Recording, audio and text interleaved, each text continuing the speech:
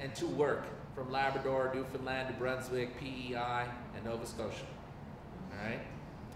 Now, all of this oil, okay, is scheduled to go to the United States. They're our biggest trading partner. They're the ones that are buying this stuff. We're locked into providing them with 67 or 68% of the oil we produce every single year through NAFTA, free trade agreement. Harper is creating bilateral trade agreements with China and other economies like Europe. So there is incredible pressure and trillions of dollars in capital that has gone into and that will go into this project. Right now they produce about 1.5 million barrels of oil per year. They want to push that up in the next few years to 3.6 million barrels.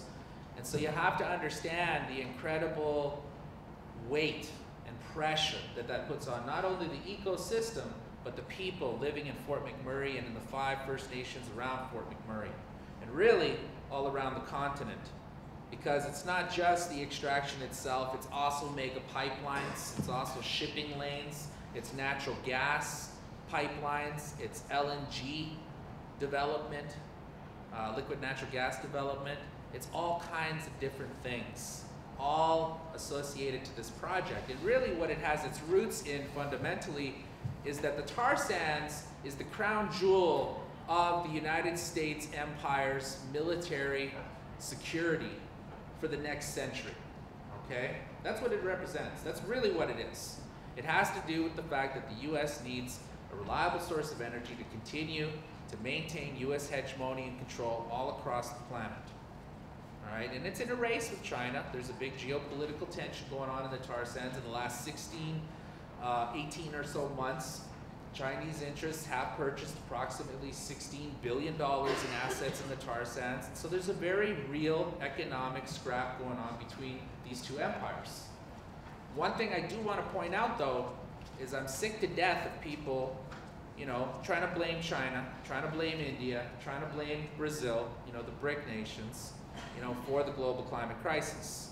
When you look at China's energy intake and their per capita CO2 emissions compared to the average Canadian, and when you look at the ecological deficit of people from countries like Canada and the United States compared to people from emerging economies, there is a fundamental difference there. And so don't get caught up in this racially driven, you know, blame China bullshit, all right?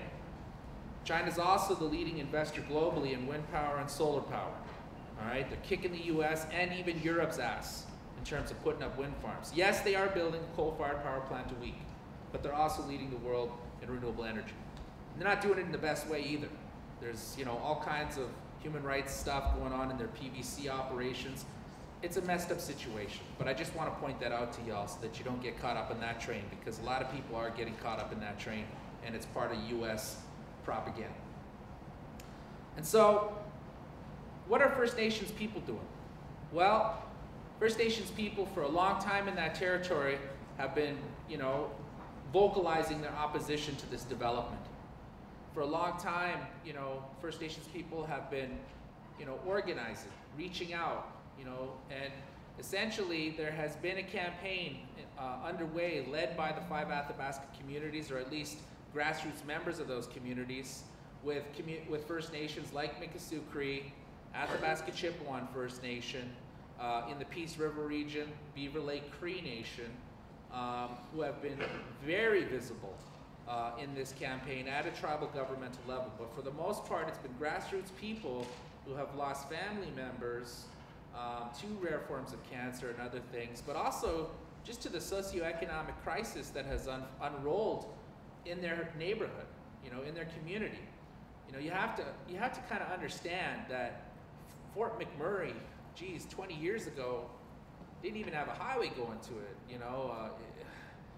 It's a city that has the infrastructure to support a population of 35,000 citizens. There are over 88,000 people in Fort Mac now. It's bursting at the seams. The majority of those people are white males between the age of 18 and 45. Most of them are single, some aren't. A lot of them have drug problems. There's approximately $5 million at wholesale value of cocaine consumed every single week in Fort McMurray. And that's just cocaine. at a street level, probably in the vicinity of $30 to $45 million. You can get alcohol 24 hours a day in Fort Mac. There's a casino. There's a huge and well-used sex trade industry, which mostly targets young Aboriginal women, are disproportionately represented in the sex trade industry. And there's an entirely different classification of homelessness in Fort McMurray that really isn't recognized by the provincial government of Alberta.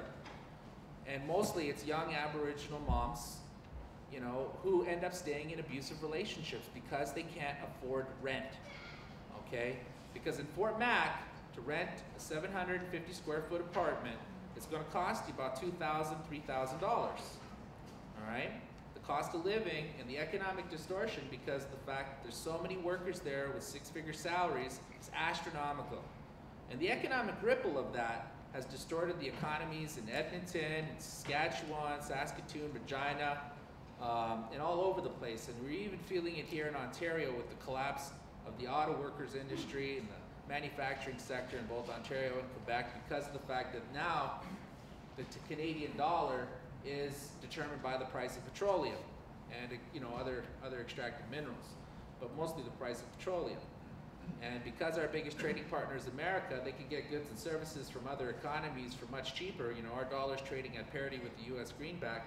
And so we felt that economic distortion all across the country. But where it's most acute is on local Native people in Fort Mac and in the adjacent Native communities. 86% of the revenues going into the 5 Athabasca Chippewa, or the 5 Athabasca tribes, is coming from tar sands work.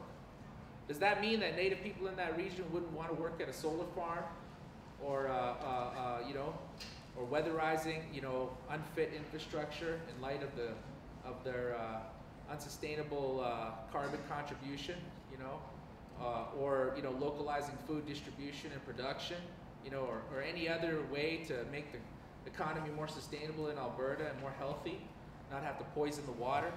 I can guarantee you that Native folks and Albertans in general would love that. And I can guarantee you the 55,000 workers flown in from the Maritimes would love to stay home if they had a local sustainable economy back home with green jobs, you know, that allowed them to stay with their families. Because imagine how the families in the Maritimes are being torn apart too by the moms and dads that are gone for 3 weeks at a time in northern Alberta. And imagine the carbon footprint just from those flights, okay?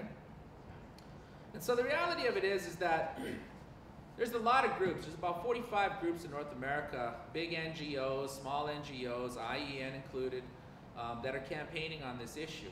But the most important thing to understand is that the community people must speak for themselves. First Nations must speak for themselves on this issue. And as people that are working in a social movement framework and really essentially building what is the largest social movement in the history of mankind, you know, whose sole purpose is to localize power in the interest of globalizing justice in the wake of the most powerful corporate entities on the planet, who last year alone, the 5 biggest oil companies posted a profit of $135 billion, okay?